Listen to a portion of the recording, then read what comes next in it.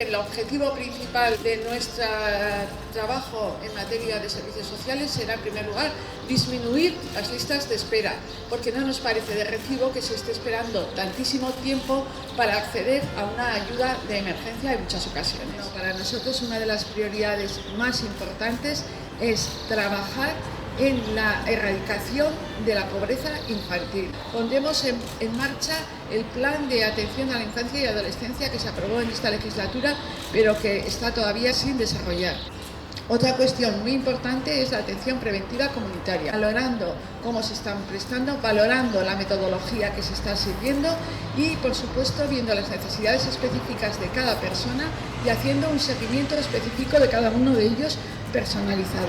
Trabajaremos en viviendas comunitarias, sobre todo para ayudar especialmente a las personas con discapacidad que están viviendo actualmente en residencia. Vamos a intentar que las personas que puedan hacerlo puedan integrarse en viviendas municipales, en colaboración, por supuesto, con el Gobierno de Navarra, que tiene que haber una concejalía específica para personas mayores.